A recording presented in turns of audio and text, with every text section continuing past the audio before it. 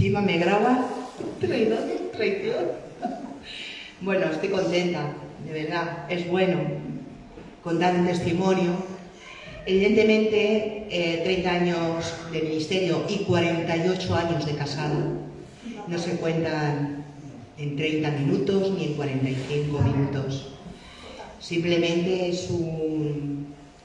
Bueno, pues cuento, he tenido además en mi vida, he tenido muchos testimonios. En una vida cristiana de tantos años se tienen muchos testimonios. Pero de todas las maneras yo pues voy a contar, bueno, lo que creo que lo que ha sido nuestra vida. Así que antes de empezar no quiero dejar de orar y luego ya pues empiezo. Señor, te damos muchas gracias, Padre amado, por este privilegio, Señor. Señor, gracias porque el hecho de que yo dé mi testimonio, Señor, es porque tú quieres que así sea. Lo único que te pido, Padre, es que tú pongas en mi boca todo lo que tú quieres que yo hable, Señor, y que diga en esta tarde. Señor, gracias te doy, gracias por cada uno de mis hermanos y hermanas que están aquí presentes y también por los que no están, por los que están escuchándome ahí, Señor, a través de este grupo, Señor. También te ruego por ellos, Padre, que bendigas grandemente a todos, Señor. Muchísimas gracias por este tiempo. En tu bendito nombre. Amén. Amén. Bueno, pues yo, para el que no me conoce, que me conocéis todos, pero si hay alguien que no me conoce ahí, yo me llamo Maribel de Rus y yo tengo que empezar diciendo que nací en un hogar muy humilde. Mi madre trabajaba en casa, mi padre no, evidentemente hacía lámparas, pero bueno, yo era una niña, yo fui criada en mi casa. Mis padres no creían en nada, pero en nada, no se puede decir ni ateo ni nada, es que ellos no creían absolutamente en nada. Pero yo sí iba a un colegio, sí que me mandaron a un colegio, a los del Padre Manjón, que eran las escuelas del Ave María, que llamaban, y sí que ahí eran muy rectos en la religión.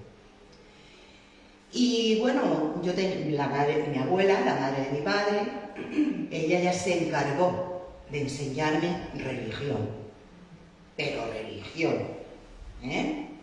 de ir a misas, a procesiones, a todo lo habido y por haber, hasta incluso cuando eran los santos, esto, hasta de llevarnos a mí y a mis primas, aunque os suene así, al cementerio, a llevarles flores a nuestros muertos, porque eso era lo que mi abuela estaba enseñando. Y ella quería transmitir a sus nietos lo que a ella le habían transmitido. Y bueno, en ese periodo, bueno, pues yo, la verdad es que yo era una persona, yo crecí en esa religiosidad, yo crecí en ello. Y bueno, yo estaba contenta, yo era una persona feliz. Yo ahora conocí, con 15 años, yo conocí al que es mi marido, teníamos 15 años que lo teníamos, porque nos conocimos juntos, mi cuñada, aquí presente, mi cuñado, yo tenía 15, ella también, ellos tendrían 16, o sea que fíjense usted, desde los 14 años que nos conocimos, ya de novios, sí, éramos 14 años y pico o 15, nos hicimos novios formales, 15 años, teníamos novios formales. Yo a mi marido le dije que si quería salir conmigo tenía que hablar con mi madre, porque a mí mi madre no me dejaba ir al cine. Y si quería venir al cine conmigo tenía que hablar y pedirle permiso a mi padre. Y así lo hicieron, así lo hizo, ¿sí?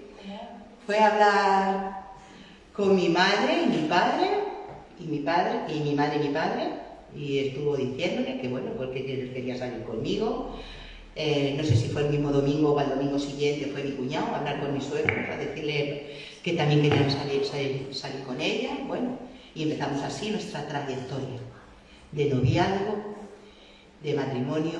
Ella se casó con 17 años, yo me casé con 18. En fin, una trayectoria pues muy rápida. Vivíamos muy rápida. Pero llegó mi marido en el año 80, creo que fue en 81, entró en el cuerpo nacional de policía. Y era pues un cuerpo, fue en los años muy malos de terrorismo que hubo en España. Mis hijos eran pequeños, Iker no había nacido todavía. Y verdaderamente, pues un buen día a mi marido se le ocurrió la brillante idea de pedir destino Basauri, Bilbao, Vizcaya. Y bueno, verdaderamente es que la policía aquí ganaba muy poco, pero allí ganaban el triple de dinero. Y teníamos hijos, un piso que pagar. Y bueno, y también yo estoy convencida de que todo era un proceso de nuestra vida. El Señor utilizaba, a lo mejor en ese momento, nuestras equivocaciones, pero utilizaba nuestras equivocaciones para meternos en los procesos que Él quería que pasáramos. Yo ahora lo veo fríamente y lo pienso y claro, llego a esa conclusión. Porque Dios nos amaba tanto y nos ama tanto que Él no querría que sufriéramos. Entonces, bueno, pues en el año 82 se fue y yo me fui en el año 83. Mi niño Sergio no tenía 3 añitos, los cumplió allí. Y empezamos nuestro proceso allí. Y allí fue donde nos convertimos, donde conocimos al Señor. En el año, mi hijo Iker nació en el año 84, pues ella en el 85, más o menos. En el año 85, 86. Nos convertimos, empezamos a ir a la iglesia de Basauri, que era una iglesia bautista, muy bautista, muy bautista. Fue la primera iglesia y a nosotros nos empezó a discipular un hermano, Antonio García, era ya mayor, y la mujer se llamaba Hilda. Y ese hombre, de verdad, siempre, ustedes lo saben, lo que se preocupó de nuestro crecimiento espiritual ese hombre. Cuando llevábamos 1 año y pico en la iglesia, o 2, hubo una división en la iglesia, una división muy fuerte. Vivimos algo terrible. Y bueno, nosotros lo pasamos muy mal y decidimos quedarnos en casa. Total, ¿qué más da? Para alabar a Dios y para orar a Dios y para leer la Biblia no hace falta congregarse. Mentira. Eso es una mentira del demonio. El demonio no quiere ni que te congregues, ni que te juntes con tus hermanos, y el demonio no quiere que ores, y el demonio no quiere que leas la Biblia, porque en tu casa lo harás, pero con el tiempo te cansas. Y entonces, pues nosotros esta decisión se la dijimos a nuestro maestro, Antonio García. Y él dijo, no, ni hablar. Ustedes no van a dejar de congregarse, os estuvo explicando, porque no debemos de dejarnos descongregar, como dice la palabra de Dios en la carta de Hebreos, no debemos de dejar de congregarnos como algunos tienen por costumbre. Bueno, nos estuvo explicando. Y el hombre se dedicó, fíjense, a buscar una iglesia para que todos los que salimos de la iglesia bautista nos congregáramos en esa otra. Y ahí fuimos a dar a una asamblea de hermanos. Estábamos en una bautista y fuimos a una asamblea de hermanos, no de Dios, asamblea de hermanos, que es una iglesia, son, la verdad, con unas doctrinas, también tengo que decir, muy buenas, unas doctrinas muy buenas. Y bueno, claro, yo pasé de tener la iglesia en el pueblo, en el mismo Basauri, a tener que coger un autobús, porque no teníamos coche, ya había nacido Iker, con mis 3 niños, que yo iba con mi niño pequeño en la silla, con mi Sergio a un lado, y con mi Sergio al otro, y con mi hija al otro. Nos teníamos que ir a la carretera para coger el autobús, para bajarnos en Boluela, para luego subir a Santuchu, que era, madre mía, ustedes no saben lo que era eso, de verdad les digo. Por eso yo cuando digo, no, es que no voy porque me pilla muy lejos, y yo digo, madre mía de mi vida, si yo hasta para ir a una célula tenía que cruzar un cementerio, en Echevarría, ¿te acuerdas? En Casa de Nieves. Sí, sí, ¿verdad? Y nosotros siempre íbamos en el autobús. Cuando mi marido trabajaba, no, iba yo sola, pero cuando no trabajaba, pues también nos íbamos todos en el autobús. Y así fue.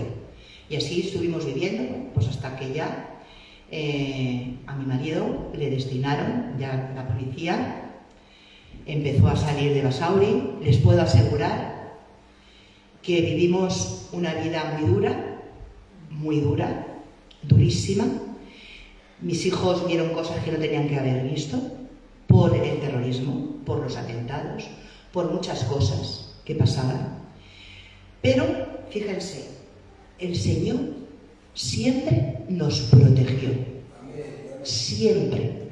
Su fidelidad sigue persiguiéndome, como cantamos. Él es fiel. Porque mi marido, de hecho, se ha librado de unas cuantas. Él se ha librado de unas cuantas. Bueno. Entonces, pues nada, nosotros ya nos venimos convertidos, llegamos a Fuenlabrada, y ahí mi cuñada estaba en la iglesia de allí de Fuenlabrada, Ebenecer, primero estaba en la Casa Santander, bueno, luego nos cambiamos a otro sitio, bueno. Nosotros cuando vinimos, ya mis hijos ya venían en edad de colegio, iban al colegio, y mi marido y yo pues empezamos en la iglesia, claro, a estar en activo. Yo estaba más perdida que el barco del arroz, porque allí no, me habían dado un discipulado, pero yo allí no había estudiado nada más. O sea, yo no tenía ningún tipo de enseñanza, nada más que la que oía en los estudios, la que oía los domingos, la enseñanza que yo leía en la palabra. A mí no me habían dado ningún tipo de más de discipulado. Por eso nosotros vemos la importancia de los discipulados que hay que dar en las iglesias para las personas que se convierten. Y entonces, bueno, yo empecé con mi amiga iluminada, que muchos de aquí la conocen ustedes. Ella se iba a visitar a personas del ayuntamiento y por aquí y por allá, bueno. Y en un día de esos, pues me llamó mi cuñada, Paula, ella llevaba Evangelismo Explosivo, el Ministerio de Evangelismo Explosivo, y me dijo que quería hablar conmigo. Y entonces, pues yo subí a su casa, evidentemente, y me dijo, ella llevaba el ministerio, y me dijo, Luis me ha dicho, Luis era el pastor, y me dijo, Luis me ha dicho que te quiere ver en evangelismo, que no te quiere ver perdiendo el tiempo. Por ahí. Y yo me quedé así un poco. Dice, eso fue lo que me dijo, y yo me quedé así. Digo, bueno, pues si Luis lo dice, hay pastor, en eso sí que viene muy bien entrenada. Que los pastores hay que obedecerlos y hay que someterse a los pastores, porque también nos dice la palabra de Dios. Y yo le hice caso a mi pastor, a Luis, y bueno, pues empezamos un entrenamiento de evangelismo explosivo, que en aquella época eran de 16 semanas, y empezábamos, salíamos a la calle a predicar. Paralelamente a eso, se empezó a hacer una obra social en la iglesia, se llamaba Proyecto Ropa y Comida, y entonces pues también empezamos a colaborar, íbamos por las casas pidiendo comida o ropa, y luego las personas que estaban abiertas o que querían saber más del Evangelio, pues les predicábamos el Evangelio, les poníamos la película Jesús y luego pues seguíamos trabajando con ellas. Y así, pues nada, empezamos a rear en el ministerio de evangelismo explosivo, empezamos, y bueno, allí en septiembre se renovaban los cargos, y entonces, pues Paula dejó 2 años, porque eran para 2 años los cargos, pues dijo que ella veía que la que debía de llevar el ministerio, pues que era yo. Y entonces me levantaron como diácona del ministerio y yo empecé en el Ministerio de Evangelismo Explosivo y en la obra social empezábamos mi marido y yo. Y entonces mi marido empezó a aprender evangelismo explosivo también. Y cuando íbamos a la iglesia, que los jueves dábamos comida y ropa, allí íbamos mi marido y yo a hablar con las personas. Les predicábamos el evangelio, y les sacábamos, o sea, podíamos ir a sus casas a visitarlos, y ahí nos cambiamos también de local, nos fuimos a otro local más grande, y nosotros ahí estuvimos trabajando, no les voy a decir día y noche, porque pues nada, empezamos a predicar, ahí hubo un crecimiento en la iglesia, el pastor reconoció nuestro don de evangelistas, nos reconocieron el don, y pasaron 2 años. Y en esos 2 años yo dejé de ser la diácona y empezó otra vez mi cuñada, ella, y seguimos en todo esto. Yo empecé a estudiar INSTE, un instituto teológico por extensión, también empezamos a estudiar EDEN, era una escuela de evangelistas nacional, en fin, y siempre trabajando en el evangelio, siempre trabajando. En esta obra social, pues venían mucho musulmán, venía mucho marroquí. Y nosotros predicábamos a esas personas, les hablábamos, ¿verdad? Y una noche, bueno, mejor dicho, les voy a contar todo lo más gordo. Una mañana de un domingo, pues mi marido le oigo chillando en la cama, llorando, y yo le decía, pero yo me asusté y fui a la cama y digo, ¿qué te pasa? Ay, lloraba, se echaba las manos a la cara. Es que no sabes lo que he soñado, Chico, pues cuenta qué has soñado. Y me dice, mira Maribel, estábamos en un país musulmán y estaban cortando la cabeza a la gente que creía en el evangelio. ¿No es así? A la gente que seguía el evangelio les cortaban la cabeza. Y nosotros estábamos como escondidos, pero estábamos ahí y él quería predicar el evangelio a la gente de allí. Bueno, yo me quedé acongojada. Ustedes no saben. Y se quedó fatal. Bueno, pues nada.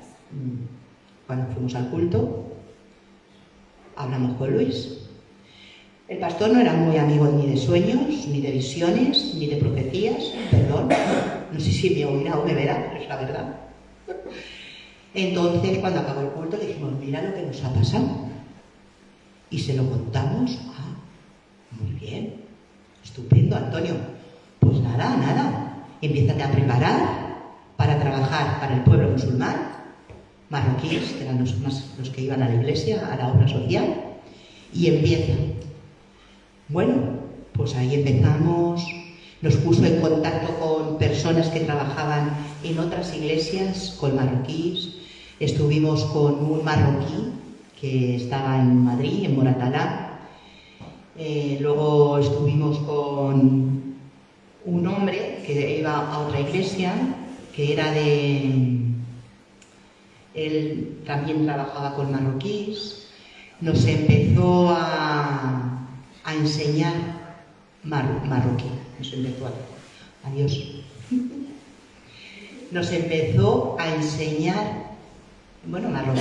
¿Era marroquí o sí? Era árabe. Nos empezó a enseñar árabe. Y estuvimos árabe en este trayecto, hablábamos con la iglesia, íbamos a la iglesia, la gente, visitábamos a marroquíes, los visitábamos, incluso Le propusimos al pastor de hacer algo. Hicimos, bueno, el Señor, todo lo que digo hicimos, el Señor era el que lo hacía todo. Preparamos una fiesta, sí, una fiesta, para marroquíes, solo marroquíes, que todavía me acuerdo que estábamos el coro cantando, la que tienen que saber del amor de Dios, todavía me acuerdo.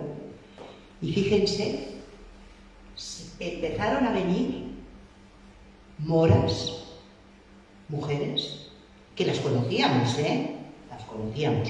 Claro, en nuestra iglesia había hombres, estaba el pastor, había más hombres, no me acuerdo quién estaba más, de hombres, pero el pastor estaba, y mi marido, claro. Ellos estaban en la puerta. Y de esto, que empezamos a venir a ver que había hombres, en la plazoleta había un puñado de hombres también marroquíes, mirando. Y entonces pues le dijimos que entraran. Fue el imán de la mezquita a esa reunión. Fue el imán. Entraron, estuvimos allí sentados, no me acuerdo muy bien, el coro cantó, se predicó. Me acuerdo que Luis nos regaló un Corán, un Corán en español, claro, porque luego a mí me regalaron otro Corán en árabe, pero eso no lo entiendo. Pero nos regaló un Corán. Y entonces, bueno, pues Luis empezó. Bueno, fue una fiesta fabulosa. Ustedes no saben de verdad lo que fue aquello. Y empezamos, bueno, pues salieron más visitas para ir a visitar. Estuvimos, en mi casa coincidió con un Ramadán. Y entonces estuvo Joseph, que es un hermano, era el hermano de otro matrimonio marroquí, que como estaba en Ramadán y él él no practicaba, pues se vino a mi casa el tiempo del Ramadán. Ese hombre se convirtió al Evangelio, ese hombre se bautizó. Evidentemente, de Joseph, yo ya no volví a saber más de él. Después del bautismo, alguna vez sí que le he visto, alguna vez sí que le hemos visto por el arroyo, porque él vivía por el arroyo. Pero bueno, ahí hubo un mover buenísimo. Mucha gente escuchó, nos invitaban a comer y a lo que voy. Un domingo, pues teníamos, porque también cuando nacen los niños, tenían una fiesta, hacían unas fiestas. Y también nos invitaban a las fiestas que ellos hacían. A nosotros también nos invitaban. Y cuando ellos acaban el Ramadán, cuando pueden empezar a comer, también nos invitaban a comer ahí después de acabar el Ramadán. Y nosotros íbamos. Y ahí hablábamos también del Evangelio. Podíamos hablar, eran respetuosos, evidentemente. Pero bueno, a lo que voy. Es un domingo, había un especial en nuestra iglesia, venía JQ, un grupo para jóvenes, predicaban a los jóvenes, iban por todo el mundo, sí, por toda Europa, iban JQ de jóvenes. Y entonces los lideraba un egipcio que se llamaba Fauci. Nosotros, la iglesia estaba así, de gente, de entre nosotros, entre ellos. Eso se alargó de una manera larguísima, eran las 2 de la tarde, nos teníamos que ir y no vimos ni terminar ni el culto, ni vimos nada. Bueno, y así ya nos fuimos, es que nos tenemos que ir, adiós. Vale, bien. Y por la tarde habíamos quedado con un matrimonio, hermano de la iglesia, pues para cenar. Y entonces él nos preguntó: Antonio, ¿tú tienes un tiro en una pierna? Sí, un tiro en una pierna. Mi marido tiene un tiro en una pierna de un atraco, que tiró un tiro al coche, a la rueda del coche, con tan mala suerte que la bala le rebotó en la llanta y le entró aquí, en el muslo. Dice: ¿tú tienes un tiro en una pierna? Sí. ¿Por qué? Y nos Dice, porque ese hombre ha dicho, el que ha predicado, este egipcio, que tiene una palabra que tenía una palabra para un hombre de esta iglesia que tiene un tiro en una pierna. Aquí. Vio hasta la entrada y la salida de la bala, porque le entró y le salió. Y él lo dijo. Y que tenía una palabra para ellos. Y claro, el único que había con un tiro en una pierna era mi marido. A nosotros esas cosas a mí me sobrecogían mucho, porque mi marido, desde que se convirtió, él siempre ha tenido ese llamado, ese ministerio, de sueños, de profecía, pero bueno, tampoco lo utilizaba mucho, tampoco lo dejaban mucho. A lo que voy, y llega, llama a Luis, fíjate, nos han dicho esto. Y dice, nosotros seguíamos estudiando árabe, y seguíamos con este chico. Dice, pues sí, pues nada, llamarle por teléfono y a ver qué es lo que quiere. Vale, pues le llamamos por teléfono y al lunes, esto era un domingo, el lunes nos dijo este hombre, sí, tenéis que venir, porque claro, por teléfono no te dicen nada. No, tenéis que venir. Aquí no, porque sí que tengo, es para una persona, bueno, sí, vale. Era en Torrejón de Ardoz. Por la mañanita, íbamos en el tren, ¿verdad? Sí. Nos cogimos el tren de cercanías y nos fuimos a Torrejón de Ardoz. Pero no nos conocíamos, ni nosotros le conocíamos a ese hombre, ni ese hombre nos conocía a nosotros, porque no nos habíamos visto. Estaba en la iglesia, pero no nos habíamos visto. Y cuando, él dice, yo estoy con un coche rojo, de estas características. Y justo cuando bajamos del tren, nos quedamos y yo, buscando así un coche rojo, me fui y ya veo un coche rojo, así como parado en la estación, y me acerco a él, digo, ¿tú eres Fausi? Dice, sí, yo soy, me dice, ¿y ese es tú? Dice, ¿y aquel de allí es tu marido? Digo, sí, dice, yo no le vi la cara. Cuando el Señor me dijo esto, yo no le vi la cara. Pero sí que vi su complexión ancha, fuerte, porque entonces estaba mucho más que ahora, era más armario. Entonces, bueno, nos montamos en su coche, ¿cómo están? Y nosotros callados, no decíamos ni pío. Pero, bueno, pues nada, ya llegamos allí, entonces estaba Susana Girón, allí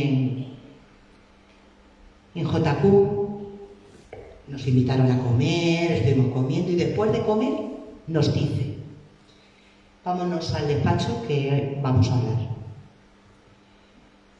Y entonces nada, nos vamos al despacho. Vino un chico que era el responsable de los chicos, una mujer que era responsable de mujer, y había otra persona que no me acuerdo ahora mismo quién es. Y entonces nos dice, vamos a ver, Antonio, a mí me ha dicho el Señor que el Espíritu Santo, ¿cómo era? Que el Espíritu Santo te va a hacer la obra. Él es el que va a hacer la obra. El Espíritu Santo es el que va a hacer la obra. El que hace la obra, así. Y no dice más. Y no dijo más.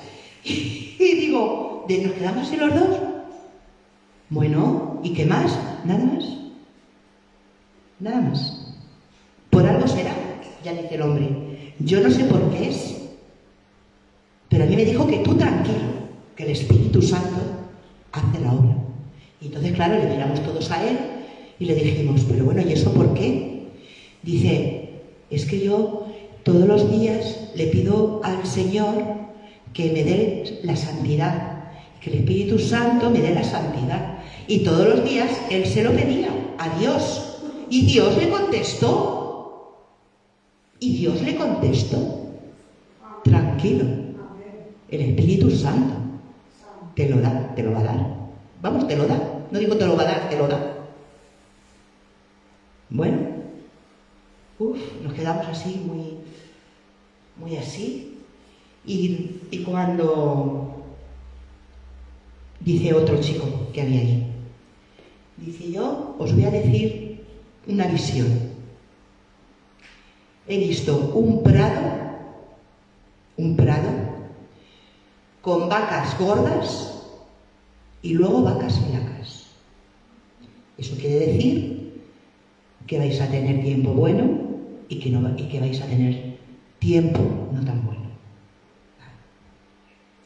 Bueno, pues ya estuvimos hablando, charlando, ya nos llevaban a la estación.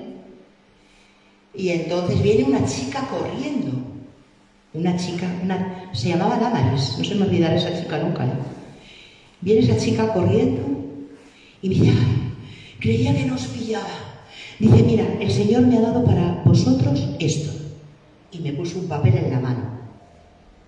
Y entonces yo cogí el papel y me puse a leerlo. Y es lo que voy a leer yo aquí ahora. ¿Vale? Podéis buscarlo si queréis. Es en Isaías 30. Isaías 30. Promesa de la gracia de Dios a Israel. Amén, hermanas. Y dice así: por tanto, Jehová esperará para tener piedad de vosotros, y por tanto será exaltado teniendo de vosotros misericordia, porque Jehová es Dios justo. Bienaventurados todos los que confían en él. Ciertamente el pueblo morará en Sión, en Jerusalén. Nunca más llorarás. El que tiene misericordia se apiadará de ti. Al oír la voz de tu clamor, te responderá. Bien que os dará el Señor, pan de congoja y agua de angustia. Con todo, tus maestros nunca más te serán quitados, sino que tus ojos verán a tus maestros. Entonces tus oídos oirán a tus espaldas palabra que diga: este es el camino, andad por él, y no echéis a la mano derecha, ni tampoco torzáis a la mano izquierda. Entonces profanarás la cubierta de tus esculturas de plata y la vestidura de tus imágenes fundidas de oro. Las apartarás como trapo asqueroso, sal fuera, les dirás. Y entonces dará el Señor lluvia a tu sementera cuando siembres la tierra, y dará pan del fruto de la tierra, y será abundante y pingüe. Tus ganados en aquel tiempo serán apacentados en espaciosas dehesas. Tus bueyes y tus asnos que labran la tierra comerán grano limpio, aventado con vara y criba. Y sobre todo monte alto, y sobre todo collado elevado habrá ríos y corrientes de agua el día de la gran matanza, cuando caerán las torres, y la luz de la luna será como la luz del sol, y la luz del sol 7 veces mayor, como la luz de 7 días, el día que vendare Jehová la herida de su pueblo y curare la llaga que él causó. Amén. Amén. En ese momento, la verdad es que no entendí mucho. Yo lo que sí que me acuerdo lo del pan de congoja y el agua de angustia. Eso sí, dije, madre mía, Señor, eso tiene que ser algo muy serio, ¿eh? Muy fuerte. Y bueno, llegamos a la iglesia y se lo decimos al pastor, nos ha dicho esto. Y él nos dice, sí, es una confirmación más de tu llamado. Y se quedó tan ancho. Vale, bien. Pues nosotros seguimos en nuestro caminar, siempre estudiando, trabajando ya con mi cuñada, hemos estado en evangelismo, las dos, estudiando, Edén, con mi marido, en fin. La verdad es que nosotros seguimos con el árabe y llegó un momento en que nosotros dijimos, creo que es tiempo, bueno, lo sentimos así los dos, de que nos tenemos que ir. Concretamente era Irán, de que nos tenemos que ir. Y al maestro se lo preguntamos, ¿qué te parece? No me acuerdo cómo se llamaba. José, ¿te acuerdas? ¿Te acuerdas? No me acuerdo cómo se llamaba. ¿Qué te parece a ti esto? Hemos sentido, sí. Dice, creo que sí, que estéis preparados. ¿Vale? Pues vamos a hablar con el pastor. Bien, sin ningún problema. Me río porque cuando les cuente ahora se van a reír igual que yo.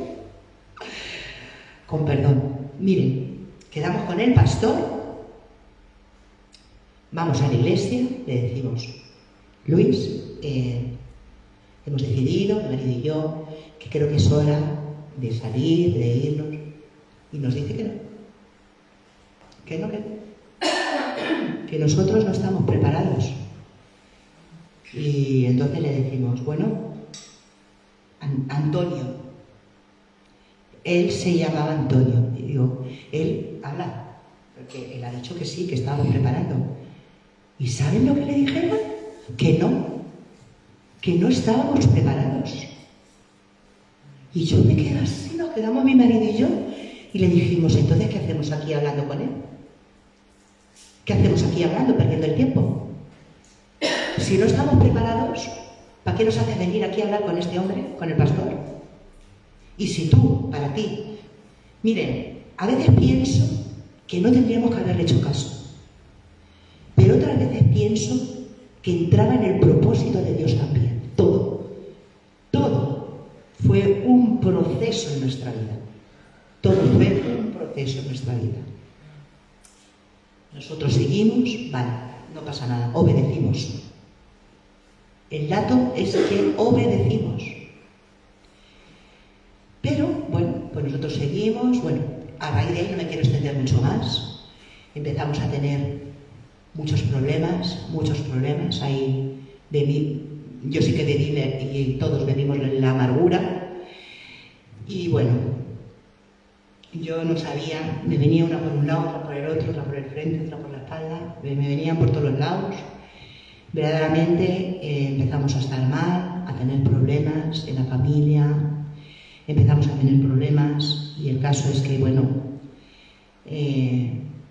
tuvimos un tiempo, mi marido y yo, que tuvimos que darnos un tiempo también, estuvimos dándonos un tiempo, 6 meses, pero, ¿saben una cosa? Que el Señor eso no lo quiere. Porque yo le dije, Luis, digo, yo creo que ya es hora de que nos divorciemos, porque ya llevábamos 6 meses separados. Nosotros teníamos muy buena relación, nos llevábamos muy bien, pero estuvimos 6 meses separados.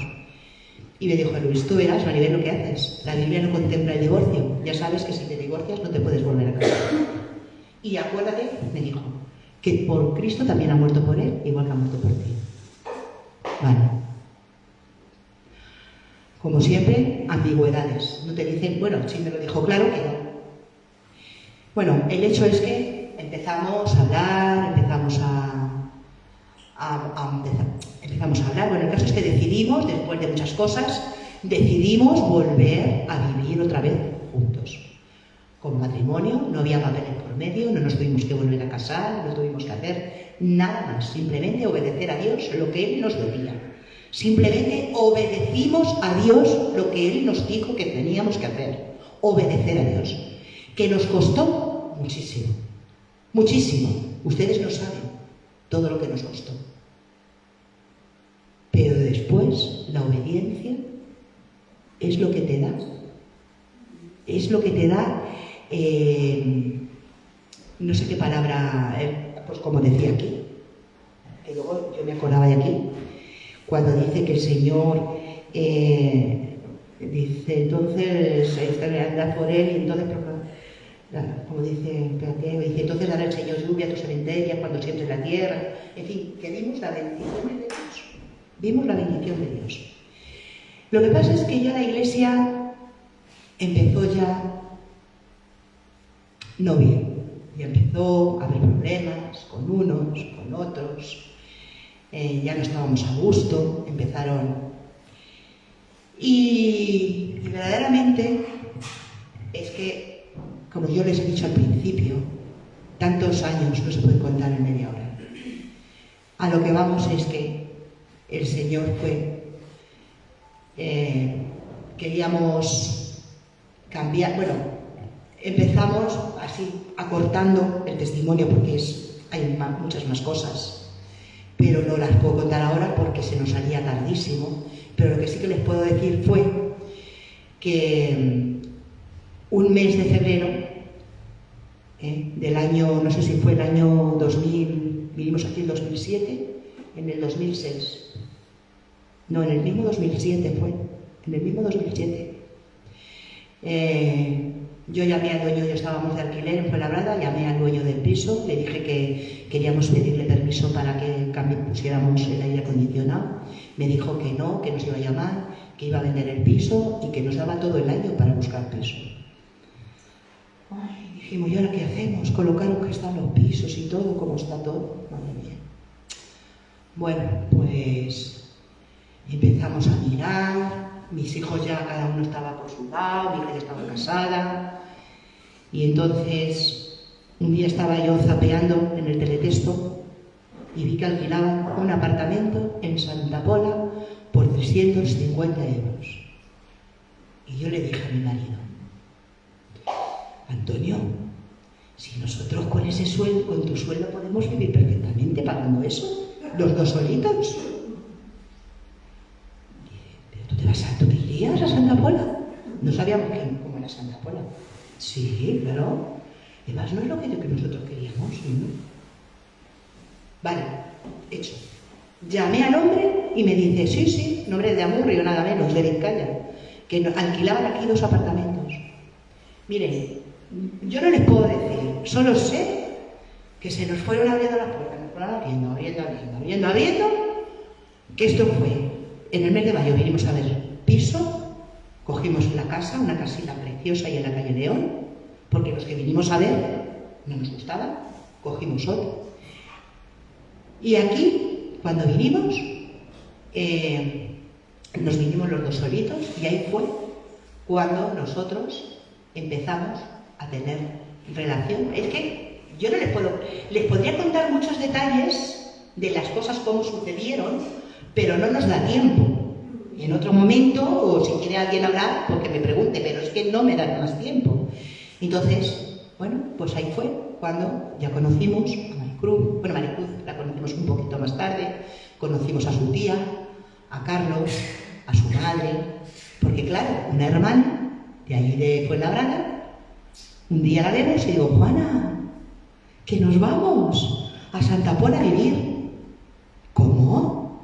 Sí, nos vamos a vivir, porque, fijaros, preguntamos al pastor, le pedimos, estupendo, dice, fenomenal. Preguntar al médico, a ver si podéis iros. Hablamos con el médico, sí.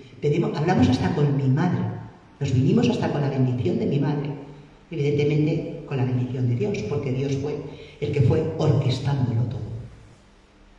Y aquí pues fue ya cuando nos conocimos a ellos, y aquí ya pues fue cuando se empezó la obra. Y bueno, el tema es que en ese momento, cuando nosotros nos vinimos, Juana llamó a Isabel, a la tía de Maricruz, y le dijo, Isabel, que te mando un matrimonio para allá, que va a vivir en Santa Pola. ¿No estabais orando por un matrimonio? Pues ya os lo mando. Y no nos conocíamos de nada. Digo, hola. Dice, pues nada, venid cuando queráis a conocernos. Ese mismo año, en agosto, estábamos aquí, porque el día 1 de septiembre ya teníamos la casa. En septiembre del 2007. En agosto vinimos a conocer a su tía, y a su tío, y a su tío y a su madre. Y ahí ya empezamos aquí, y fíjense, al principio, todo lo que fue sucediendo, más adelante, 1 año, 2 años, en 3 años, en 4 años, fue cuando nos dimos cuenta que toda la palabra que nos habían dado se estaba cumpliendo. Y se está cumpliendo, porque evidentemente todavía esto no ha acabado. Porque esto acaba cuando la luz de la luna será como la luz del sol, y la luz del sol 7 veces mayor, eso viene en Apocalipsis, creo, si no me equivoco. Y luego, como la luz de 7 días, el día que vendrá Jehová la herida de su pueblo y curarle la llaga que él causó. Esta frase a mí me llamó mucho la atención. Vendarle la llaga que él causó. Y entonces, bueno, pues aquí estuvimos, otra vez ya seguiré contando cómo el Señor se movía, cómo nos iba llevando aquí, cómo nos iba llevando allá. El hecho es que estuvimos, nos jugábamos en casa. La verdad es que fue una bendición. Ahí fue ya cuando empezamos a trabajar aquí en Santa Pona, al principio mi marido y yo solos, porque donde íbamos nos congregábamos, pues tampoco, ellos tenían en el Altet una obra. Así que íbamos todos los días íbamos al Altet a apoyar la obra, todos los días. De lunes a viernes íbamos todos los días. Y luego el fin de semana nos íbamos, ¿verdad?, a casa de Isabel, porque luego nos teníamos que ir a Rabasa. La verdad que fue un tiempo que fue una restauración. La casa de siempre lo digo y siempre lo diré, la casa de Isabel y Carlos fue una restauración para nuestra vida. De verdad, porque miren, ustedes eran las esculturas de oro. Miren. Para mi vergüenza, Todo lo que hablo ahora, lo que voy a decir, es para mi vergüenza. Nosotros, cuando vinimos a casa de Isabel y Carlos, nosotros fumábamos una escultura. Una escultura que teníamos. Teníamos ahí una escultura. Y cuando llegamos a casa de Isabel, yo dije, madre mía. Porque claro, a mí no me había dicho Juana que en esa casa no se fumaba. Normal, era creyente, pues se va a fumar en una casa de creyentes. Normal. Que había los aviones que salían y no nos dejaban dormir, que si luego te daba costura. Una serie de cosas que cuando llegamos allí hoy le digo, Isabel, queremos hablar contigo. Digo, tenemos un problema. Así que se lo dije, pero mal, Qué vergüenza, por favor. Y dice, ¿qué pasa? Y nos acabábamos de conocer, que fumamos. Pues sí que tenéis un problema. Me dijo, nos dijo Isabel, sí que tenéis un problema, y serio además. Tenéis un problema y muy serio, porque aquí no se fuma. Y ahora me oigo yo a mí misma, no, aquí no se fuma, mi casa no se fuma nada. Si queréis fumar, decía, os podéis venir aquí abajo, a la puerta. Y nosotros que nos habíamos abastecido bien de tabaco, 5 paquetes, para tener para la semana. Ay, Señor, cuántas cosas malas en esta vida tenemos. Las colocamos así, en una estantería en la cocina, y al día siguiente nos levantamos, se coge mi marido un cigarro, se sube al altillo, enciende el cigarro y con las mismas lo tiró. Y dijo, no fumo más. Y me baja y me dice, no voy a fumar más, Maribel. Lo he dejado. Y yo dije, ¿qué te has dejado el tabaco? Buah. Le dije, vamos, pues yo no lo quiero dejar, le dije, así que yo pues ahora me pilla un poquito. Digo, pues yo no quiero dejarlo. Madre mía, qué sudores me entraron, mire, de verdad. Pues mire, cuando se levantó Isabel y Carlos de la cama, le dice María Isabel, no vamos a fumar más. ¿No? Pues yo sí. Bueno, pues ya sabes. Pero claro, yo era mi humanidad, la rebeldía. Pero yo decía, yo no puedo hacer esto. El espíritu me redarguía. Yo no puedo hacer esto. Era una vergüenza, a mí me avergüenza eso. Y en aquel día, hasta ahora, ni nada, no volvimos a echarnos un cigarro a la boca. Nada. Fíjense, en Fuenlabrada nos decía mi cuñado José: anda, que os hayáis tenido que ir a Alicante para dejar de fumar. Pues fue el tiempo del Señor. Cuando las esculturas las quitó, pues sí, fue su tiempo. Pero les puedo asegurar que no volvimos a echar un cigarro. Y claro, los que venían a mi casa, por descontado, mis hijos, no se podía fumar. Ninguno. Así que bueno, y luego, bueno, pues siguen más cosas, pero ya hasta aquí. Ya apaga, porque ahora falta la segunda parte, que es la más interesante. Así que bueno, pues nada, damos gracias a los que me han escuchado o los que me escucharán. Este es un pedazo de parte solo, un pedacito de parte de mi testimonio, pero verdaderamente lo mejor que me ha podido ocurrir en mi vida es aceptar a Cristo, conocer de Cristo. Amén. Tenerle en mi vida como mi Señor y Salvador personal, y poder obedecerle es un placer, es un beneplácito, es algo maravilloso, es bendición poder obedecer al Rey de Reyes. Así que yo les animo a los que no han conocido y no le conocen, si tienen una Biblia, pues la pueden empezar a leer en el Nuevo Testamento, y si no, aquí estamos para lo que ustedes necesiten. Y nada más, hasta aquí. Amén. Amén. Un aplauso, gloria a Dios.